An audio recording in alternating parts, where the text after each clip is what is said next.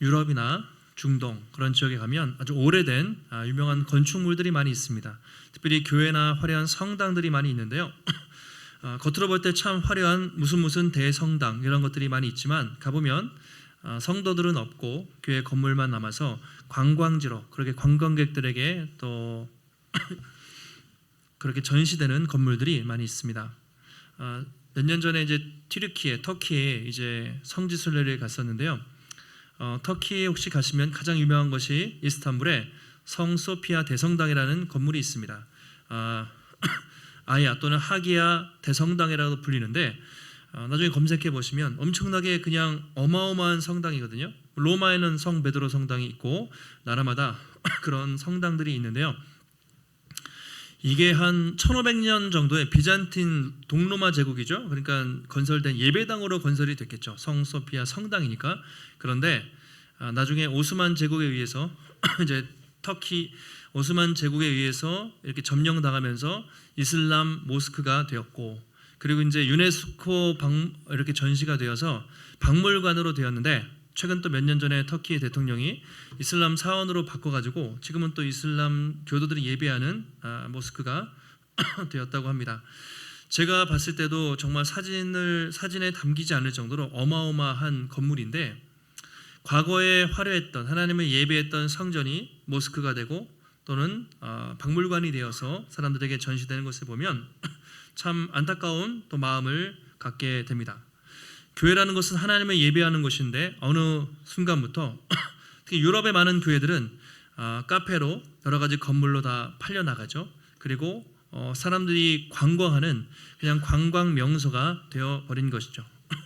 이처럼 지금도 우리 주변에는 껍데기는 교회지만 그 실체가 없는, 하나님을 예배하는 본래의 목적을 잃어버린 그런 교회 또 건물들도 많이 있습니다. 예수님 당시에 그랬습니다. 하나님을 예배하기 위해 지어졌던 예루살렘의 그 거대한 성전이 하나님을 예배하는 본래의 목적을 잃어버리고 장사꾼들이 장사하는 시장터가 된 것이죠. 그 예수님이 오늘 보시는 것처럼 엄청나게 분노하십니다. 과격하게. 예수님은 왜 그렇게 분노하셨을까? 예수님은 왜 성전을 그렇게 뒤집어 엎으셨는가? 그 의미는 무엇이고 오늘 우리는 어떻게 우리의 신앙의 본질과 또 교회의 본질을 잘 지키며 살아갈 수 있을 것인가? 말씀을 통해서 함께 살펴보면 좋겠습니다.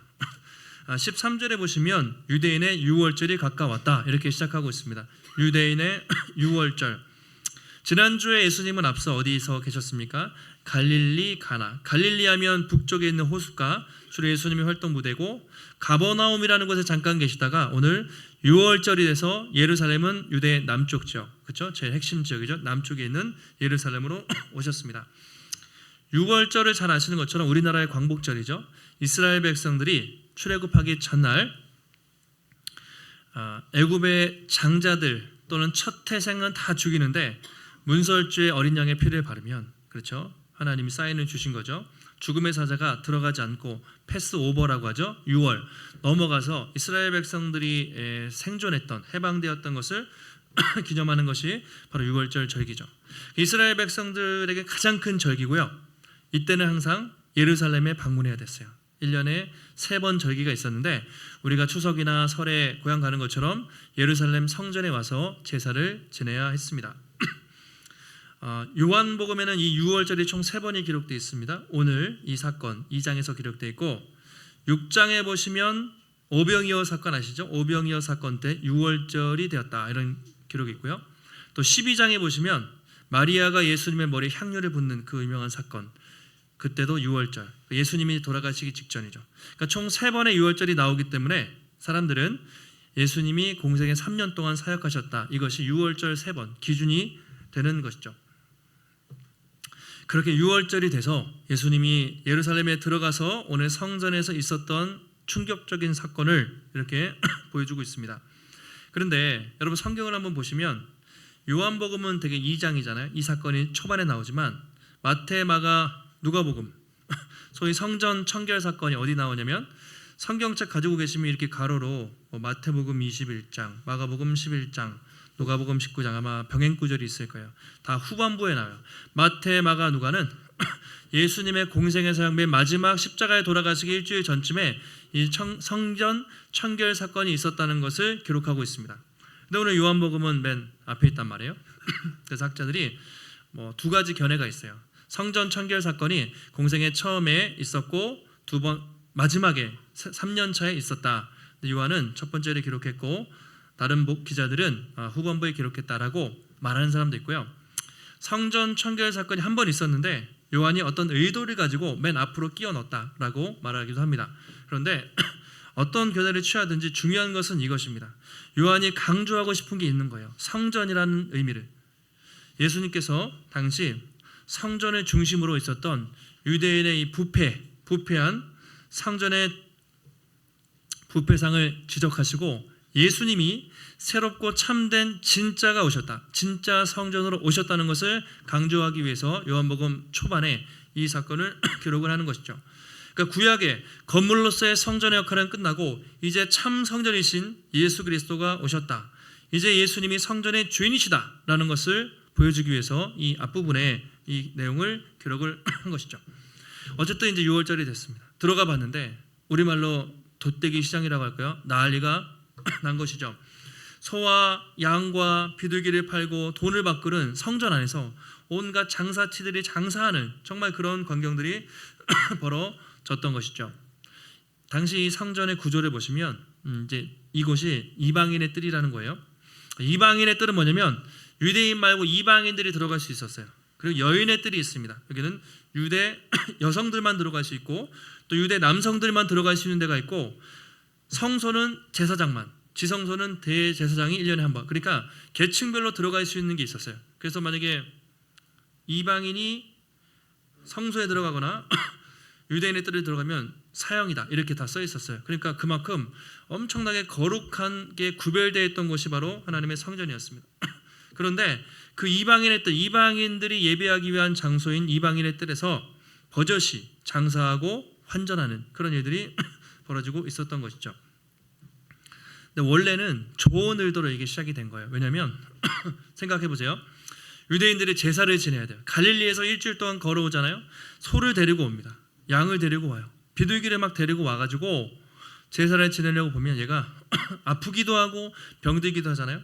근데 제사를 지낼 때는 항상 멀쩡한 거 최고를 드려야 됐어요. 흠이 없는 제물을 드려야 됐기 때문에 짐승들을 그렇게 가지고 오다 보면 너무 힘들고 얘네들이 아프고 병들어서 막상 제사를 지낼 수가 없었던 거죠.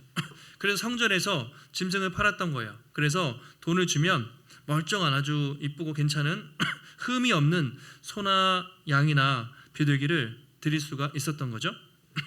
그래서 순례객들도 좋고 상인들도 이제 팔아서 좋았던 겁니다.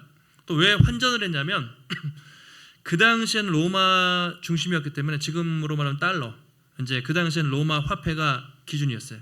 로마 화폐에는 뭐가 새겨져 있냐면 가이사 아구스도, 로마 황제의 문양이 있었기 때문에 성전에서 그걸 안 받아줬습니다. 그래서 그런 문양이 없는 두로의 은화를 성전세로 지불을 해야 되는데 그게 없으니까 그냥 와가지고 각자 여러 나라에서 왔잖아요. 여러 지방에서 와서 바꾸면 환전을 해서 성전의 세금, 헌금을 바칠 수 있도록 도와준 거예요. 그러니까 처음에는 아주 좋은 의도로 그런 것들이 시작이 되었습니다. 근데 문제는 시간이 지나면서 변질이 된 거예요. 처음에 순수한 의도가 변질이 돼서 장사하며 이윤을 창출하기 시작한 거죠. 양이 원래 10만 원짜리예요. 그런데 갑자기 상인들이 30만 원 내라고 그래요. 갑자기 뻥튀기를 합니다.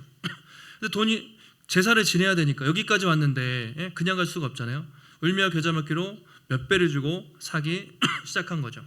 환전을 하는데 갑자기 돈을 옛날에는 많이 환전해 줬는데 너무 짜게 해주는 거예요. 세율이 너무 높아진 겁니다. 이런 식으로 점점 이것이 장사하는 것으로 변질이 되어간 것이죠. 예를 들면 우리가 관광지 가면요, 여름에 아니면 또 어디 가면 바가지 씌운다고 하잖아요. 그러니까 밖에서 마트나 집에서는 싼데 수영장을 가거나 또 어디 관광지 가면 음식이 비싸잖아요. 예를 들어서 수영장을 간다. 음식물 가지고 오지 말라고 하잖아요. 찜질방을 간다. 그러면 계란이 되게 비싸요. 식혜도 비싸고 왜 이렇게 비싸게 파는지. 그래서 사람들이 뭐 계란을 삶아서 가기도 하고 뭐 이렇게 과자도 넣어서 가기도 하고, 왜냐면 그 안에 들어가면 비싸니까 주는 대로 그냥 해야 돼요. 그러니까 성전에서도 마찬가지로 그랬던 거예요. 갑자기 사람들이 제사를 지내야 되는 것을 악용해서 거기서 막 돈을 뜯어내기 시작했던 것입니다.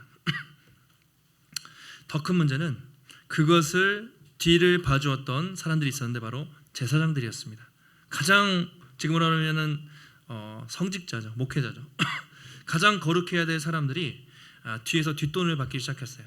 제사장의 권한이 있었는데 뭐냐면 이 양을, 이 소를 제사를 드릴 수 있는지, 흠이 있는지 없는지를 판별하는 권한이 있었어요. 제사장이 패스, 얘 제사 지낼 수 있다 하면 드릴 수 있는 거고, 아무리 멀쩡해도 노 하면 제사를 못 지냈습니다. 거기서 또 돈을 받은 거예요. 그러니까 이 한 사람의 문제가 아니라 상인들의 문제가 있었고, 그 뒤에는 성전에서 장사를 하도록 허락해준 제사장들, 그리고 그 뒤에는 그 모든 것을 용인하는 대제사장의 횡포가 있었던 것이죠. 그러니까 하나님의 성전, 거룩한 성전이 완전히 썩어 들어간, 대제사장부터 밑에 상인들까지 온 교회가 총체적으로 부패되어 있는 그런 모습을 보여주고 있습니다. 마치 병으로 따지면 말기암 환자 같은 거예요. 암이 전이 돼서 세포가 다 썩어 들어가서 이제 수술도 할 수 없는 그런 상태에 빠진 것처럼 하나님을 예배하는 성전이 온통 더럽게 물들어 있었던 거죠. 그러니까 예수님은 바로 여기에 분노하셨습니다. 그동안 예수님은 참 온유하고 따뜻하고 참 오래 참으시고 좋으신 분인데 오늘 다 막 뒤집어 엎으셨잖아요. 예수님이 그날따라 뭐 기분이 안 좋으셨는지, 예수님이 뭐 분노 조절이 안 돼가지고 그런 게 아니죠. 정말 의도적으로 이런 일을 하신 거예요. 이거 되게 위험한 일입니다. 예수님이 나중에 이것 때문에 십자가에 못 박혀 돌아가시는데 알면서도 제자들에게, 우리에게 보여주기 위해서 일종의 퍼포먼스를 한 거죠. 적당히 품위 있게 하실 수도 있지만 완전히 뒤집어 엎어가지고 다 난리를 예수님이 치신 겁니다. 왜 그러셨을까? 그것은 바로 하나님의 거룩한 분노, 성전을 향한 하나님의 열심을 보여주는 것이죠. 예수님은 누구보다 오래 참고 사랑이 많으시고 또 자비로운 분이시지만 하나님의 성전이 본래의 거룩함, 예배를 드려야 되잖아요. 그런데 온통 다 썩어 들어간 부패한 사람들의 모습, 거대한 이권의 카르텔로 전락해 있는 이 성전의 모습을 보고 예수님이 분노를 하신 것이죠. 그래서 2장 16절에 보시면 이렇게 설명을 합니다. 비둘기 파는 사람들에게 말하세요. 이것을 여기서 가져가라. 내 아버지의 집으로 장사하는 집을 만들지 말라. 이렇게 말씀을 하십니다. 내 아버지의 집, 성전을 뭐라고 하시죠? 내 아버지의 집. 여긴 내 아버지의 집이고 하나님을 예배하는 곳이다. 그러니까 하나님의 아들의 자격으로 예수님이 이렇게 말씀을 하십니다. 마태, 마가, 누가복음은 조금 더 자세히 기록되어 있는데 거기에는 예수님이 좀 더 강하게 얘기하세요. 마가복음 11장에 보시면 예수님이 그들을 향해서 이렇게 이야기합니다. 기록된 바 내 집은 만민이 기도하는 집이라 칭함을 받으리라고 하지 아니하였느냐? 그런데 너희는 강도의 소굴을 만들었다. 이렇게 말합니다. 이 성전을 처음에 지었던 이유는 유대인뿐만 아니라 모든 만민이, 모든 이방인들이 하나님이 예배하는 그런 기도의 집으로, 예배의 집으로 만드셨는데 너희는 이 거룩한 성전에서 돈 벌고 장사하고 그렇게 부패한 강도의 소굴로 만들었다. 예배의 본질을, 성전의 본질을 잃어버린 인간들의 모습을 보면서 예수님이 정말 그렇게 분노를 하고 계십니다. 제자들이 예수님 그날따라 평소에 보지 못한 모습이잖아요. 너무나 깜짝 놀랐을 때 그 모습을 보고 제자들이 깨달은 것이 있습니다. 그것이 어떤 말씀이었어요. 2장 17절에 보시면 이렇게 돼 있죠. 같이 한번 읽어보실까요? 제자들이 성경 말씀에 죄전을 사모하는 열심이 나를 삼키리라 한 것을 기억하더라. 아멘. 처음에는 뭔지, 왜 예수님 그러시지? 왜 이렇게 난리를 피시지? 그러다가 아하, 깨달은 게 있다는 거예요. 제자들이 예수님이 그래서 그렇구나. 성경 말씀에, 예수님 당시에는 신약 성경이 없었으니까 다 구약 성경이죠. 구약의 어떤 구절이 떠올랐던 거예요. 주의 성전을 사모하는 열심히 나를 삼키리라 한 그 말씀 때문에 예수님이 그러시는구나 라는 것을 깨달았다는 것입니다. 그러면 주의 전을 사모하는 열심히 나를 삼키리라, 이것이 구약의 어떤 구절인가? 아마 성경의 각 주에 갖고 계신 분들은 나와 있을 거예요. 나중에 보시면 시편 69편에 이런 표현이 있어요. 다윗이 쓴 시입니다. 주의 집을 위하는 열성이 나를 삼키고 주를 비방하는 비방이 내게 미쳤나이다. 이렇게 다윗이 고백해요. 무슨 내용이냐면 다윗이 하나님을 사랑하고 성전을 사모했는데 그 열심 때문에 오히려 고통당하는 모습을 다윗이 시편 69편에 쓴 것이거든요. 예수님은 이 말씀을 인용하면서 예수님이 성전을 사모하는 열심 때문에 그가 삼켜질 것이다, 이렇게 표현을 인용을 하고 있습니다. 이게 무슨 말이냐면요, 성전을 너무 사모해서 삼켜질 것이다, 이건 죽임당할 것을 말하고 있어요. 예수님이 이 성전의 거룩함, 성전을 사모하는 열심 때문에 결국은 사람들에게 미움을 받고 죽임당할 것을 이 표현을 통해 예언을 하고 있습니다. 왜냐하면 당시 사람들은 다 이것이 잘못됐다는 걸 알았어요. 교회가 다 썩었다는 것을 알았습니다. 그러나 누구도 건들지 못했습니다. 건들면 죽는 거예요. 왜냐하면 대제사장부터 온통 다 밑바닥까지 썩어 있었기 때문에 이 기득권을 건들면 사람들은 가만히 있지 않거든요. 지금도 기득권을 유지하는 사람들이 이 나라를 정말 이끌어가고 그것을 개혁하려는 게 얼마나 어려운지 잘 아시잖아요. 마찬가지로 수십 년, 수백 년 동안 이 종교 카르텔이, 이권이 개입돼서 막 성전에서 막 돈을 벌고 있었는데 그걸 누가 건들겠어요? 죽지. 예수님이 그것을 건드신 거예요.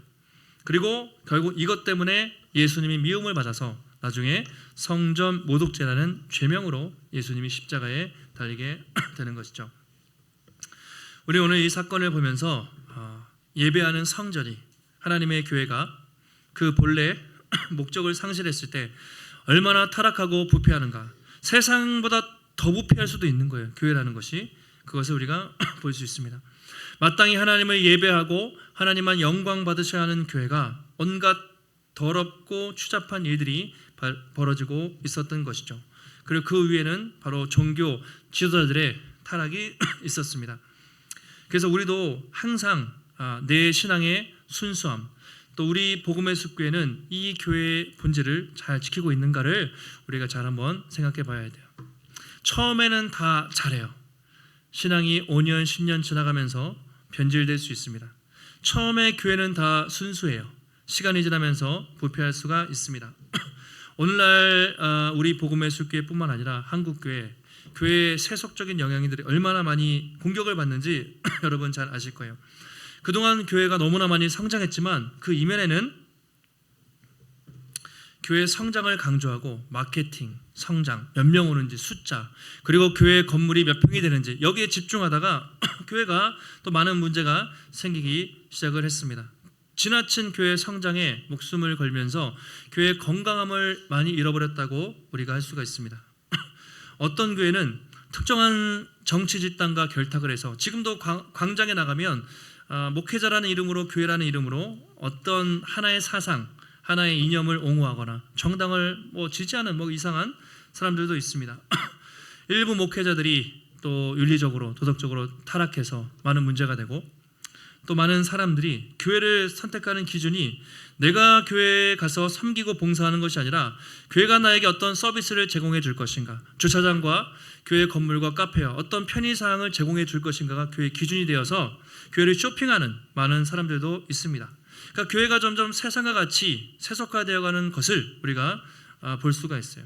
그래서 우리도 앞으로, 지금이야 우리가 5년, 6년이니까 순수하겠지만 이 교회가 앞으로도 정말 성장과 효율성, 비즈니스적인 접근이 아니라 정말 이 거룩함과 순수함을 잘 지켜나가는 것이 중요하다고 할 수가 있습니다.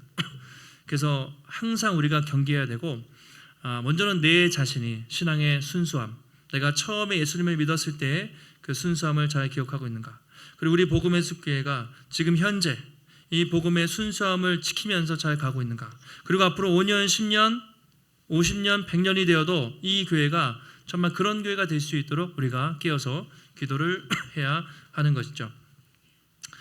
예수님이 어쨌든 일종의 퍼포먼스였어요. 막 완전히 그냥 말로 하실 수도 있지만 다 보라고 일부러 한 거예요. 막 그냥 새들이 날아가고 막 소리가 나고 환전상들을 다 뒤집어 엎어버리니까 난리가 났겠죠. 성전 경비대원들이 출동하고 막 사람들이 몰려왔을 것입니다. 이렇게 묻죠. 당신 도대체 어디서? 그러니까 듣보잡이죠. 듣도 보도 못한 사람이 와가지고 뒤집어 엎어버리니까 도대체 당신 무슨 권한으로 이런 일을 하는 것이오라고 많은 사람들이 쫓아와서 따져 물었습니다. 표적을 보이라. 당신이 이런 권한이 있는지 표적을 보이라.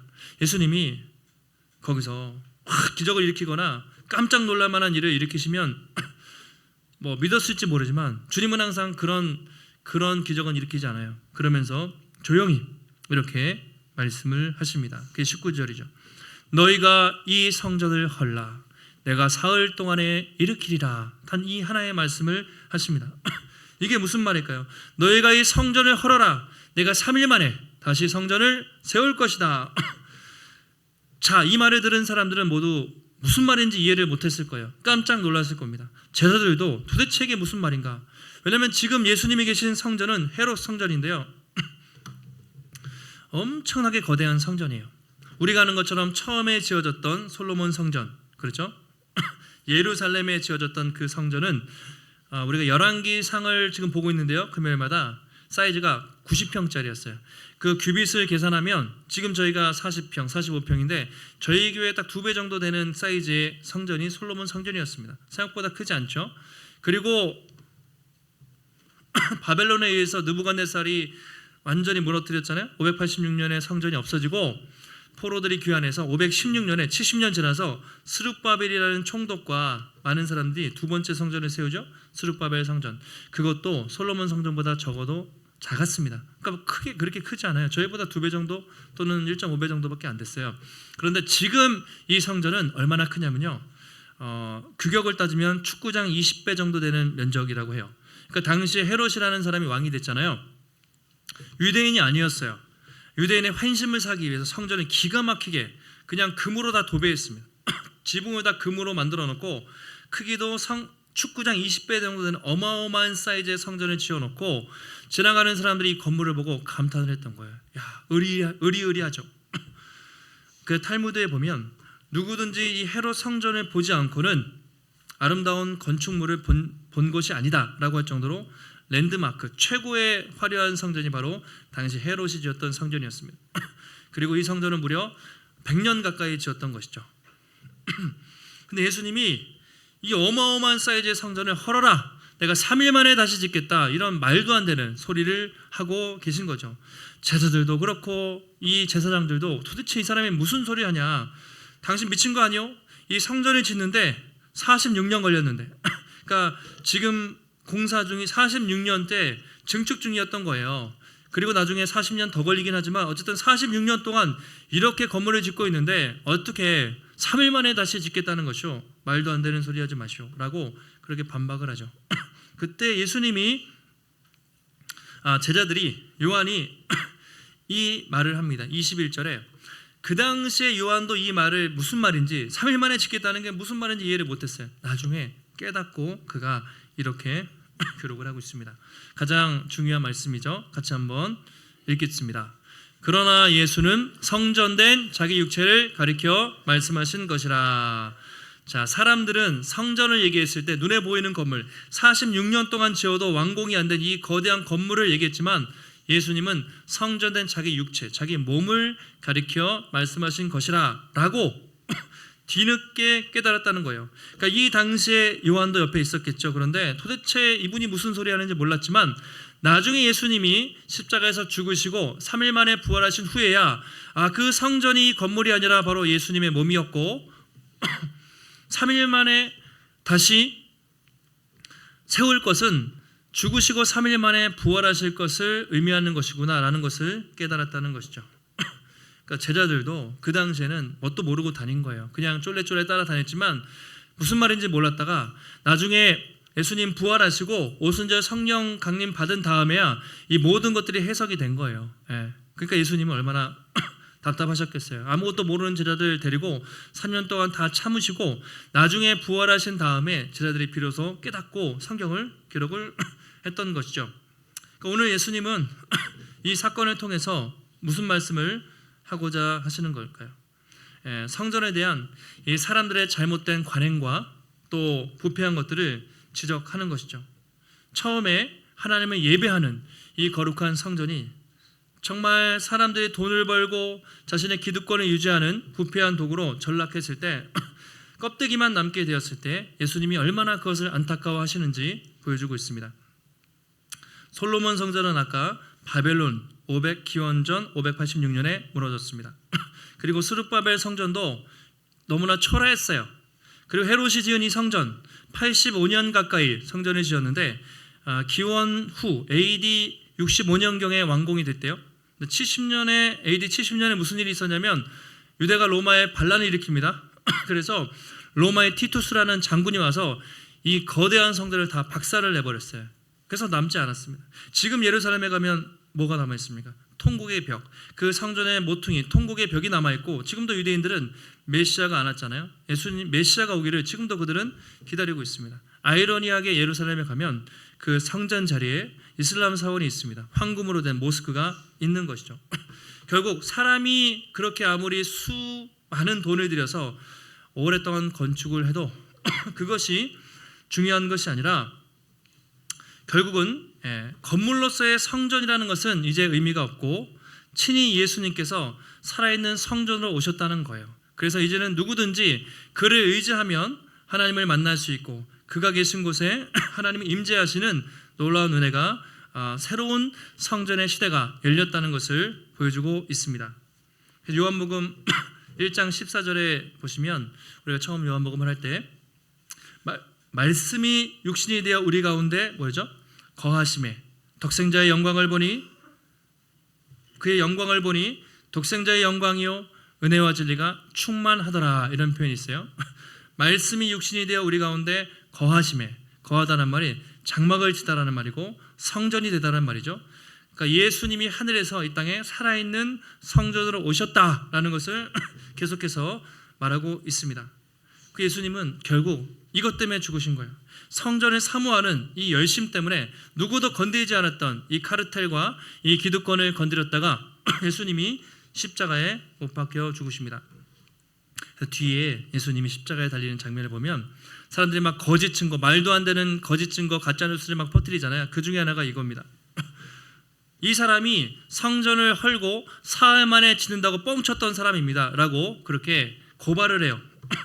그리고 십자가에 매달려서 돌아가시기 전에 지나가는 사람들이 이렇게 합니다. 머리를 흔들면서 예수님을 모욕해요. 아하, 성전을 헐고 3일 만에 짓는다고 하는 거짓말쟁이, 네가 살아있으면 십자가에서 내려와라. 그럼 우리가 믿겠다. 바로 이 성전 모독죄 때문에 예수님이 십자가에 달려 돌아가는 것이죠. 사람들은 돈벌이에 기득권에 눈이 멀었습니다.